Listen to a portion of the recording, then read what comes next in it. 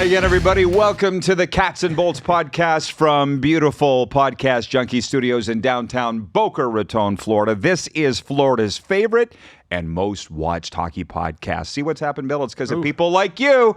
Bill Lindsay, Panthers. What? You and Sarina made it. I don't know. No, teamwork, buddy. Beautiful. Teamwork. Yeah, Bill teamwork. Lindsay has been our favorite, most popular, and regular guest on the program. But of course, we've had all kinds of Panthers alumni come through here.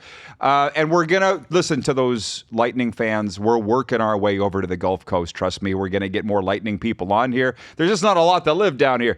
But we're talking Florida hockey, NHL hockey with a Florida twist, brought to you by DraftKings, Beach House Pompano, and Baresco. And before we go any further, Sarina Dawn is wearing the jersey of God's team. We should explain why. Pats. The Regina Pats, yeah. Oh. What's up? Yes. Ironically, I decided I have all these jerseys. I'm like, why am I not wearing these jerseys more? And forgetting that Bill played in the Western Hockey League, it didn't even cross my mind. And the first thing he walks in, Regina Pats. I'm like, he knows. Yes. I should have worn my old TriCity. I have one in the closet, my old Still fit? TriCity American jersey. Still fit? Well, they're so big back then. They're Of course still they They can still fit over.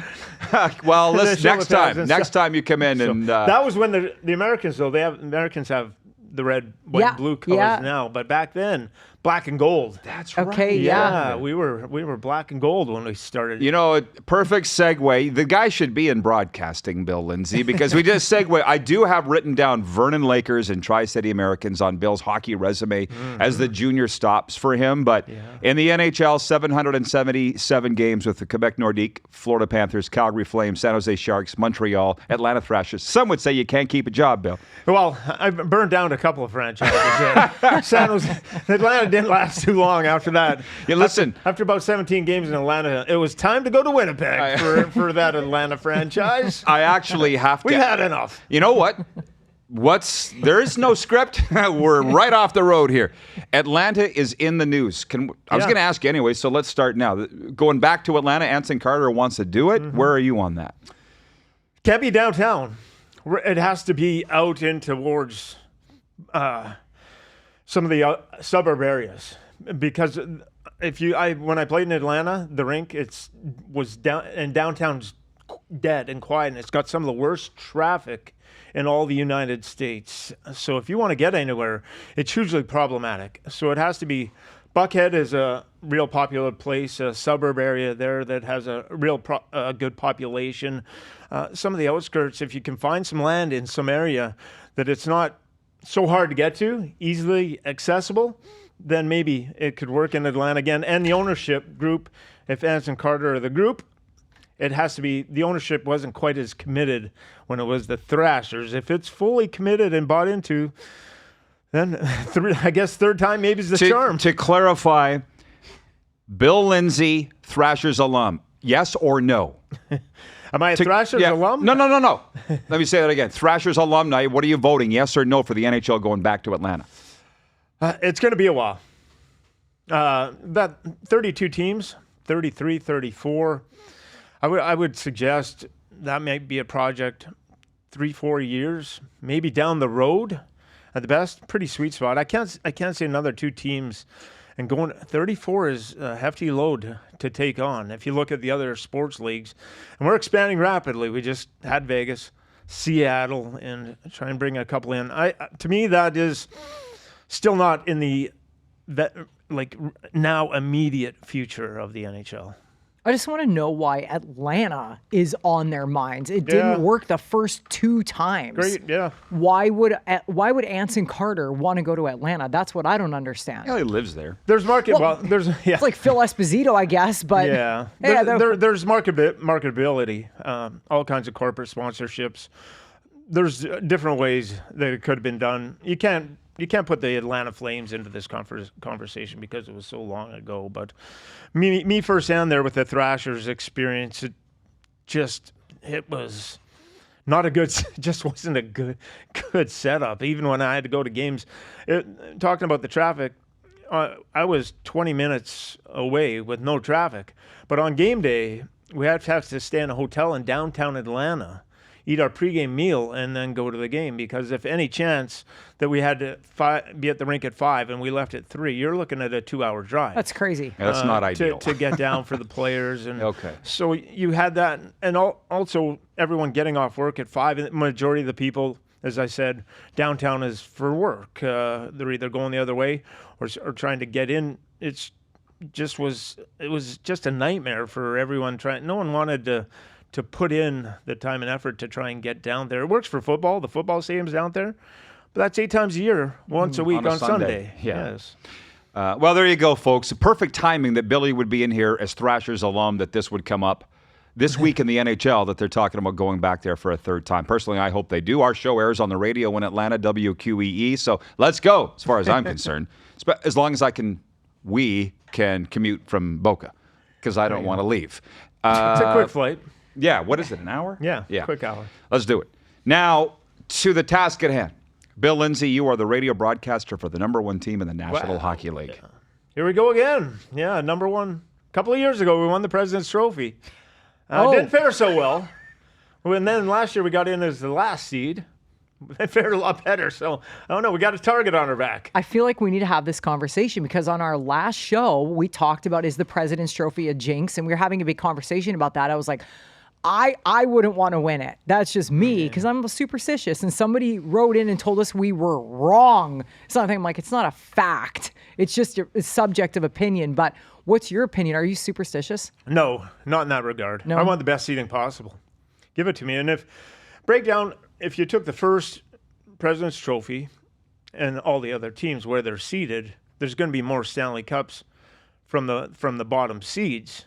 But if you broke it down categorically to the number 2 seed, 3 seed, 4 seed, 5, the number 1 seed, the President's Trophy, has won the Stanley Cup more than the 2 seed, more than the 3, then more than any like other all time, of like all time in 100 years. The percentage, let's say even the last 40 years, 30 years, you still have a better percentage-wise chance of winning the Stanley Cup out of the President's Trophy. It gets skewed because you're going against such a competitive, balanced league where everyone could win it out of any scenario. But the way that it's structured, the playoffs are a gauntlet anyhow. You want the 2-3 matchups? That road for the Panthers last year, brutal. How's it looking again this year? How's it looking out west? You want some of those 2-3s, 1-4. The way it is this year, I'm trying to stay out of that 2-3 matchup, whether it's President's Trophy or whatever it is. Give me number 1 spot and give me the. You never say who you want to play, but I would prefer a wild card. I'm sure. Yeah. The West, we were talking about this on the last show too. The West is so strong this year. Just a lot of good teams. How do you feel Vegas is faring now? Like Rod was saying, sometimes you can do too much, right? Trades. Yeah. Trade-wise. I don't know if they did too much or not, but talk to us about how you feel Vegas will be, because Hurdle is a different animal. Yeah, if he's healthy, then the playoff starts and Hurdle's in your lineup, and when Mark Stone lacerated spleen. But the LTIR rules are there in effect, and they're aggressive. And Bill Foley, their ownership it's poker. It's all in. Push everything to the table. So I have to applaud him. He said he wanted a Stanley Cup by year number 6. He got it in the 6th year. Barbashev last year was a big piece to that team. Jonathan Quick for depth. They did it. Yeah. Got a ring. So there's different approaches. I actually, on NHL Network a couple of years ago, when the whole thing that was going on with Marc-Andre Fleury and getting rid of him and making some trades and that I didn't agree with, and I thought, man, you're an expansion franchise, and I didn't see the big picture. I didn't quite understand why are you doing, but they seem to have a real clear-cut picture of what the team needed and what it has to do. To me, Vegas is the go for it now that it's in their window. I don't mind it because they've shown the ability to adapt to trades over the years. Well, like everybody's complaining about them cutting corners, but at the end of the day, every team in the league can do it. Yeah. So Kelly McCrimmon was smart enough to do it. Can't really blame them. The LTIR, Kucherov came back when we the 1 year, and led Tampa Bay to a Stanley Cup. But the rules are the rules. Until someone changes them, if you're going to use them to your advantage, you're better because of it. Correct. Agreed. That's why rules are in place. If you can go around and find loopholes, whatever it is in the rules, do it. And Vegas seems to. Look, I've realized something here since being with her and following an NHL team, living in the market for the last 3 years, because I've lived in it, was the voice of a junior team for 20 years that was a rival team to Kelly McCrimmon of the Brandon Wheat Kings. I've seen that. And my point is the NHL media doesn't follow what's going on in junior. And they don't. And unnecessary. Why would they, I guess? But I remember when Kelly McCrimmon had his choice of going to the Oilers or the Golden Knights, there was a lot of NHL media going, why is he so coveted? And I'm like, do you not pay attention? Yeah. He's the Glenn Sather of junior hockey. And now he's doing it in Vegas and everybody's bitching. I'm like, hello? Yeah. You're never going to beat him. He's always going to find a loophole. He's always going to find, and they will be a competitor forever. She's seen it. And by the way, you said, what's the big picture? I also saw this. With Kelly, if you screw up, you're gone. Flower. End of story. So when they got rid of him after his gaffe in the conference finals, I knew, number one. And then coaches, if you're not doing a better job than Kelly coaching, you're gone. Yes. Right? So if you know him then, does that not make sense? Yeah, it makes sense. And it's that's where it comes down to understanding sports is not always a glamorous life. You have to understand that as a player or a coach. You're compensated quite a bit, but when you get traded sometimes, your phone rings and said you're going to be with this team. All these guys at the deadline, the phone rings and said you got a plane leaving at 3 this afternoon. They expect you to play for them tomorrow night. Thanks for everything you did for the last 6 years for our organization. Good luck in your future. That's like burned into your brain at this point. Yeah. Literally. It's called trauma, Bill. Trauma. Stress trauma. Well, you listed all those teams. I've been through the deadline a lot. So whatever, Kelly McCrimmon, you have to understand is if you do get into this as a GM, if you want to make the most of it, you cannot be afraid of anyone's feelings. No, you can't. People's feelings. I'm going to hurt their feelings. Too but bad. I also thrive in that. I could have always said I could have worked for Kelly because I don't plan to screw up. So, and I want to win too. Yep. I was mad our GM wasn't doing it. So, anyway, speaking of you playing, Sarina can tell the story better than me. And people don't understand. I don't know if you don't mind talking about your dad, Junie, your story that you read that he showed you about cutting down trees.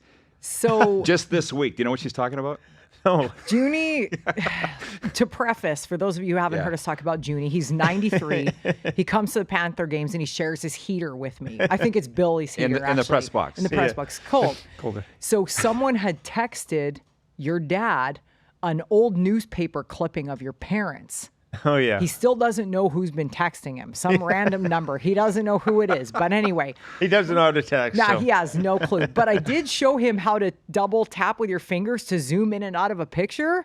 He learned something new at 93. He goes, how did you do that? So I zoomed in, told him that his wife was way out of his league. He agreed.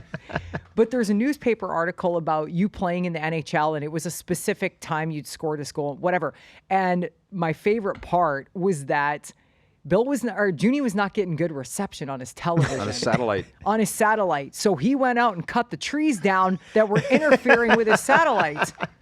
And I was laughing, and I said to him, I said, did you really cut down those trees? He goes, yeah, the TV wasn't working properly. Yeah, if the TV is not working for my dad, he'll cut down anything. He's consumed a lot of TV and specifically sports, not only my sports, hockey. And this is I grew up. I'm the only person in my family ever to have skates on. So all American family. I've got a brother 18 years older than myself. Your mom's from Alabama. She didn't play hockey? Mobile. She didn't play hockey there? Yeah, never crossed paths. But so I grew up in we were talking. My dad. So when I was a kid, and it was New Year's Day. So we had the regular TV. He'd rewire, bring the TV from downstairs, get it all hooked up, and double TV it. So we'd have the Rose Bowl and the Cotton Bowl. Of course. So we'd have two TVs working simultaneously at once. So I grew up with hockey as the passion to play, but I also got introduced to a lot of all, other sports through my family: hockey, baseball, football, you name it. And I played a lot of them growing up. Even though I lived in a small town, I was really thankful that I got introduced to all those And other excelled at sports. hockey. But yeah, tell he you- would cut down he would, if there's anything in the way for a TV, he's going to cut it down. One sport you did not pick up that was not his love was curling. So Yes, I had curling curling, on yeah. the other night at the hockey game because the men's Brier was on. Saskatchewan was playing, and he's like, curling? And he goes, I lived in that country for how many years, and I only ever watched one game of that stuff. Not a fan. Well, But he no. said your mom really liked it. Yeah, my mom liked curling. Mm-hmm. She did. Curling and what's the other one? Soccer. Dad doesn't understand Not their soccer. thing, yeah. I Well, me tried to either. explain that. But curling, I grew fond of it over the years. I got to play it a couple of times because all the rinks that we grew up always have the Yeah. not the specific with the Attached, gritty ice, but they have the curling where you can go out and Pebble have- dice. Yeah, the pebble You dice. forgot. Well, listen, one the day we curling got to cats. bring in 93-year-old Junie and let's interview him because, well, listen, when they do the alumni or the, what do you call it, hero of the game, the military vet, Junie's won, right? He fought in Yes. the Korean War. Fought in the Korean War, And yes. so I'm sitting beside him, well, actually standing there. We're applauding the guy that was there honoring. He's like 90, and Junie's like, they were done shooting by the time he got there. They were shooting when I was there. You got to see me. And I said, Junie, I'm glad you made it home. And he looks straight ahead and goes, me too. Yeah. So, okay. Our appearances with Bill Lindsay and all our guests are brought to you by Beach House Pompano, a scenic rooftop restaurant on the shores of Pompano Beach, and Boresco, a tropical outpost serving only the freshest tacos and lush jungle vibes located at 225 North Pompano Beach Boulevard. I do a little quick segue here. We're going to move into the viewer questions. Oh, Cool? okay. And this is from Win the Bully. That's his name. No, I don't think anybody's given their real name. Win the bully. From Win the Bully says, Bill, have you ever considered a hands-on role with a hockey team given the success that they're having over the last few years? Hands-on roll. Hockey ops. Hockey ops, no. Never interested in that side. You listed all the teams that I played for. Hockey ops, coaching, even if they're good, there's a lot of there's actually just so much It's volatile. Isn't it? yeah, traumatic change. It's never been kind of the drum that I beat to. I teach 5 to 9-year-old kids on the weekends. Every week, I love it. That is for me. I enjoy that. Learn to play programs, introducing the kids to the game of hockey down here in South Florida. That's hands-on to me, and that's enough. about as far as I'm going to take it. I like the broadcast. I like the broadcasting side of it. There you go. There's your answer. From Florida Panthers Fan Den, that's the account. Not only does he have a question, but he has sent these photos that he wanted us to show you. This is from his home. It's, I guess you would say like a table hockey game or a model, basically. I don't know what you would call it. Do you have them, Betty? This is not, Whoa. I guess, to scale or whatever, the greatest goal scored in Panthers history. We still say that. Bill Lindsay, 1996 Eastern Conference Final, the goal that propelled them into the Stanley Cup Final. There's 2 shots here. There you go. And it's, of course, scoring, I think, on Lou. You didn't score on Lou. But he Looked like wanted me to show you. That looked like that. Well, that's pretty good. All the replica stuff, all the jerseys, got almost every single jersey that the Panthers have ever worn in that frame. You got Right. the light blues, the new jerseys, the old jerseys. So that I give him a lot of credit to build that, and then you can draw the white lines around me. The chalk line. It's a crime scene. It's a crime that goal went in against Radford, but I'll take it. And nicely done. Panther fans in Dallas. We appreciate our Panther fans. Believe it or anyway. not, he was at the game Tuesday night, the big Stars Cats comeback so he went home happy. His question was, what's the broadcasting situation with Bally, which is now sorted out, right? Yeah, I think it's sorted out. I haven't talked to goalie or Randy, our broadcasters, that much about it. From my understanding, Bally's South Florida with the Lightning, the Heat, the Marlins, the too. Marlins, the teams they have, they're profitable. They're one of the few regions that are profitable. So even if it getting sorted out nationally, it is one area that was not problematic for Bally's. It from what I've heard, it's profitable. down here, and everything seems to be getting sorted out and be in a good spot. Well, I think Amazon bought them, did they not? Yeah, it's I haven't dug deep into it, but they're fine. yeah, everything seems to be okay. Do you, Sarina, you jump in with any questions, or are you just going to sit there and look pretty? I always do that naturally. So, no, I was I love just her humility. I was just listening to the questions and jump in. I know that. I just don't want to be rude and hog up all Bill's time. So you go ahead. Oh no, we could talk to Billy all day. Yeah, but- we got. Yeah, we got a lot of It's stuff. just like We're- sitting down. Yeah, Yes. we talk like this anyway. We just sit and chat like this. People What seem to like it. Believe What it or are not. I know you're going to talk about the TriCity Americans. I will at the end. Here, Yeah, so when we Okay. get there, I'll chime That's in. what you want to talk about? Okay. Yeah. So from Burray1096, that's his account on Instagram, Burray1096. He says, what is your favorite moment of this season so far? My favorite moment of this season. That's a pretty interesting question. Have to dig deep. Where are we gonna go? So who are we looking at here? Player. The best moments are still to come. So how about Tarasenko scoring twice? Yeah, in his second game? Tarasenko scoring twice was nice in his debut. Just kind of encapsulate everything that came off of last year. My favorite moment is it's going to sound strange. Was the Ottawa game in Ottawa, where there was Everybody off the ice. 8,000 Pims. It was kind of old school, but I've never heard a referee say, "Everyone on the ice gets 10s," and It was the easy way out as far as I'm yeah, concerned. and you had the Kachuk family in the stands. The mom, the grandma. Grandma's got it like this, just can't Okay. can't even watch it anymore. That was that good. was interesting. That was fun from the actual games standpoint. There's been a lot of good hockey games. Yeah, I feel the best played. moments are still to come, right? There's been some good ones. I like 90s night when Bill dropped the puck. That was pretty cool. And it was Screwy, and who else was out there with you? Ray Shepard was around, and Tom Fitzgerald, GM of the New Jersey Devils, came back. We were playing the Devils the next night. I love those theme nights. Yeah. From Rat Trick Jerseys. Rat Trick Jerseys is his name. He says, how do the Panthers approach the playoffs given last year going all the way to the final and losing? Panthers approach the playoffs just like you would any other year. Start with game one, start with the first period. Go from there. Everyone does the understanding what maybe the local fan or someone doesn't understand out there is once you get through game 82 and you're one of those teams in the dance, everything just changes.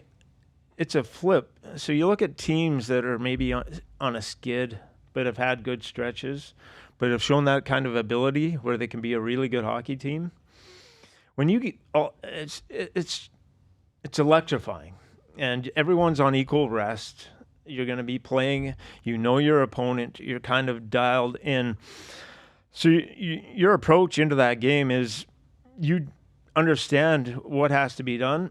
And this is one of the greatest opportunities of your lifetime. But if you're looking in the past or you're kind of looking into the future, you're in the wrong spot. We were told there's going to be very, very humble in the press. Don't give your opponents anything. Beyond that, we're going to start with the first period. We're going to start with your first shift, and we're going to have building blocks from there and see where it takes us. And that's because there's going to be injuries. There's going to be all wild goals, penalties at bad times. The refs are going to get under your skin. How do you come to all those adversities and challenges? Is just, okay, that happened. What's next? That happened. What's next? That has to be your mindset. And then maybe at the end of the day, when you're holding the Stanley Cup, You would hope. you'd Yeah. hope. One shift at a time. It's a rare old saying, but you One know, shift at a time? yeah, the Al Pacino speech in Any Given Sunday. Yeah, with your fingernails. But he actually nailed it.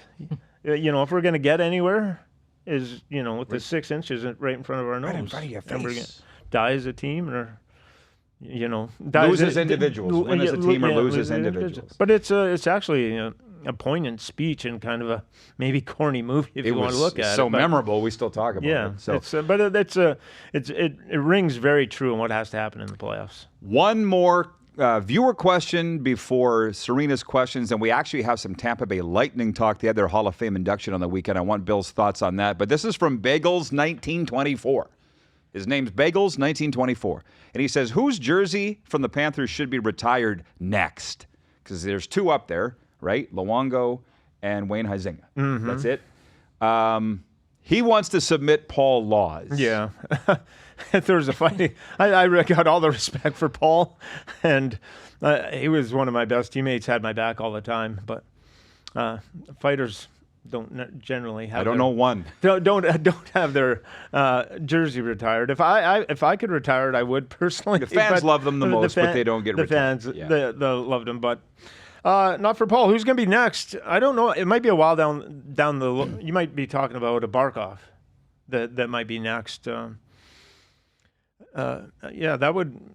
From the current core, the old core, that original team, we were still all. John Van Beesbroek would be the only player that maybe would have some consideration. Bure had some nice years, but not enough to get his jersey retired. What this team's going through now with Barkov, I'm not sure where Ekblad is going to finish in his career numbers as a Panther, and Tkachuk, if he spends the whole 8 years of his contract, even beyond that, these are some of the greatest players that we've ever had roll through here, and are starting to Barkov's putting up milestones that aren't going to be touched for a long time. To me, if you're going to ask, Barkov's going to be the next jersey retired. I don't know when, but there you go, Bagels. That would be it. All right, Sarina, what do you got? Let's talk about your time in junior. Yeah. So when you walked in and we were talking about the Pats jerseys and TriCity Americans, we talked about you playing in Tri and how busy the games were. Just talk about the craziness back then in junior hockey. Yeah. So when I got to junior, I was so pumped. I had a scholarship offers to University of Michigan, a few others.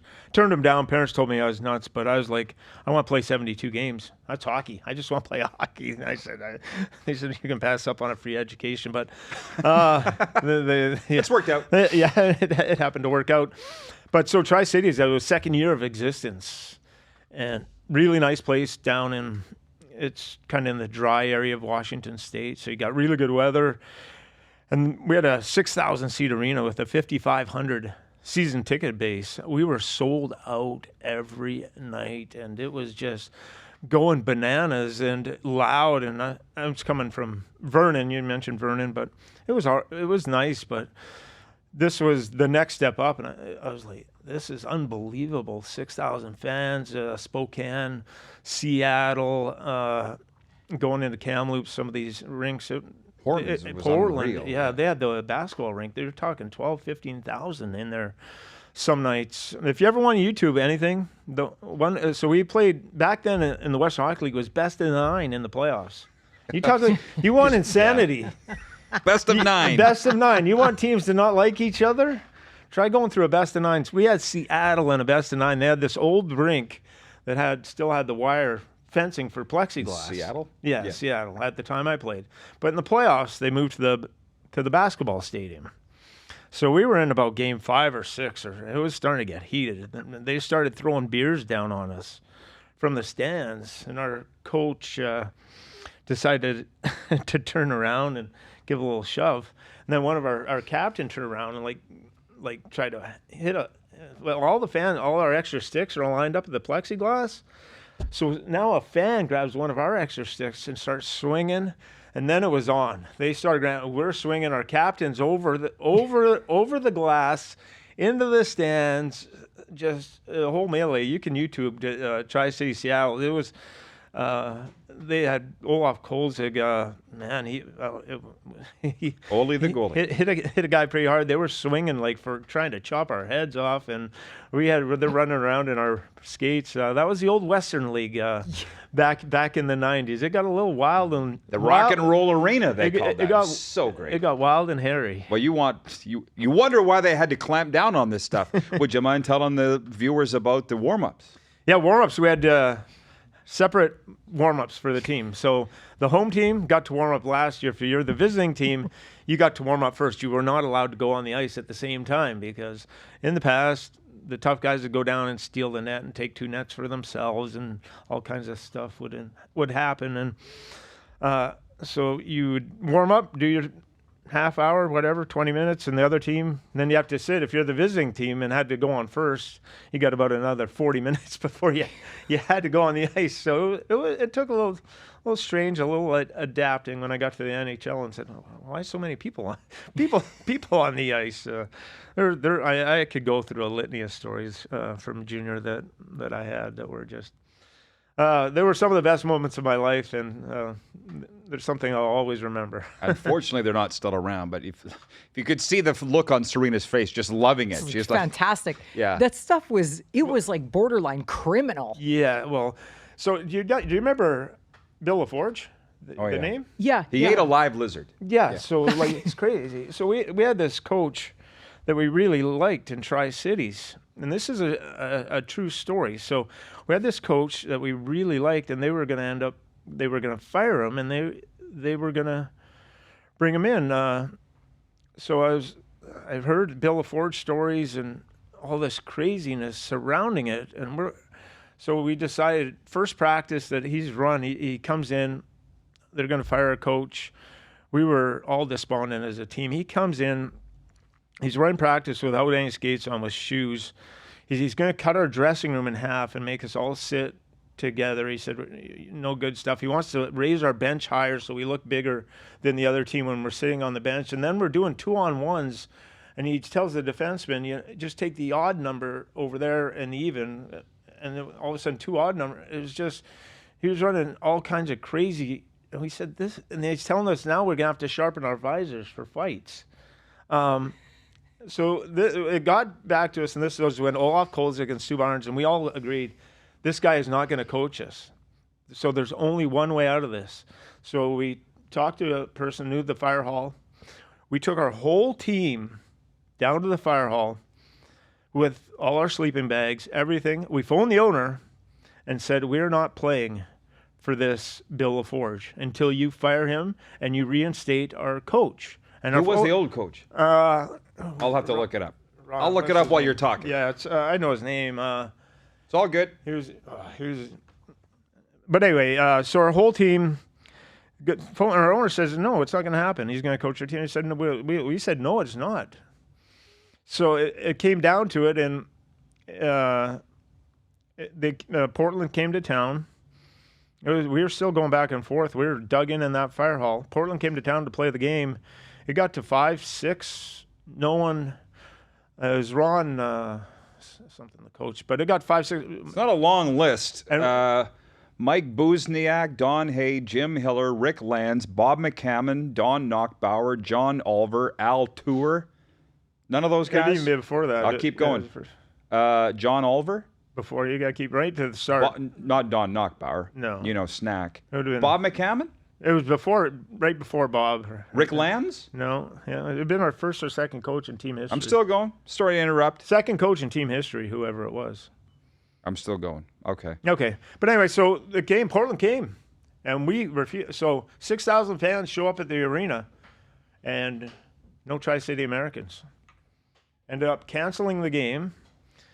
So we were in negotiations. Because you have school scholarships, they give you so much if you don't sign an NHL contract to go to a Canadian college after you're done. Yeah. So now the league ownership actually flies to Tri-Cities. All the presidents of the WHL, Chenault, and all the guys that were in charge actually fly to Tri-Cities. Now we have a meeting in the afternoon the next day, and they're threatening to take away all the school stuff. You have to play. We said, we're not playing for this coach. The stuff is degrading, and there's no way that this can happen. We sat down with, and we had back-to-back games with Portland, a home and away. So we missed the one game, forfeited, and it's about a 3.5 hour drive to Portland. So we got everything finally sorted out. They said, okay, he's gone. Coach is gone. Will you guys please play?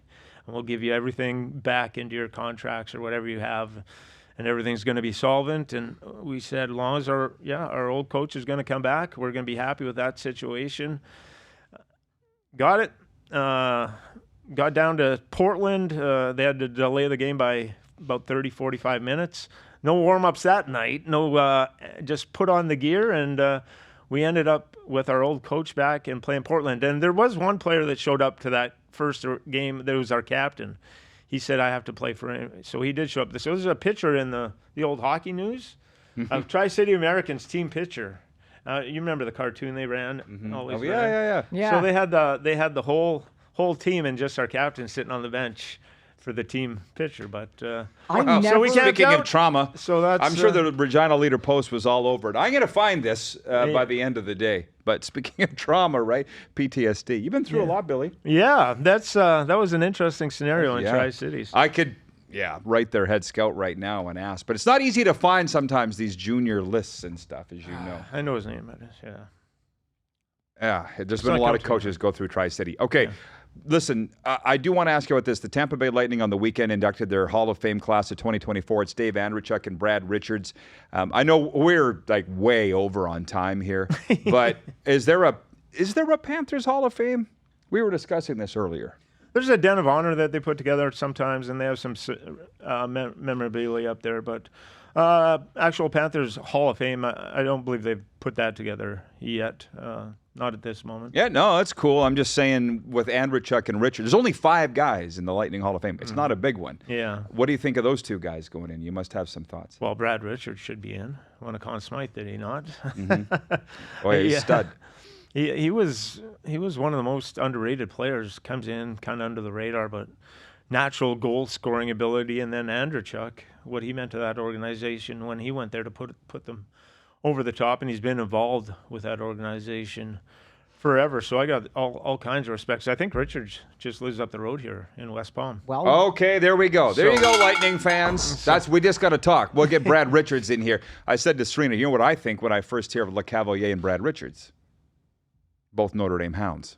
Rod Brindamore. Yeah, Brindy too. A Yeah, lot of and Notre Dame Kent Hounds. Manderville, if anybody remembers. I played against Kent Manderville. Yes, You I did. Yes. Where? We were in the same time. I actually went to my first training camp together in Victoria. I had a WHL team when I was 16 or 17 years old and went to training camp in Kent Manderville. Everyone was talking about him at the time. Stud, yeah. Coming out and Cujo too. yeah, Cujo, and then so ended up playing against him in the American Hockey League at some stints, and he had some stints in the NHL where we crossed paths. What a wonderful sport. Well, I'm just going to say this. We're brought to you by DraftKings, the official sports betting partner of the National Football League. They are introducing the No Sweat Bet for new customers up to $1,000. Get a bonus bet back in the amount of your original wager if your first bet doesn't hit. Just use the promo code THPN. You see it on the screen, the Hockey Podcast Network.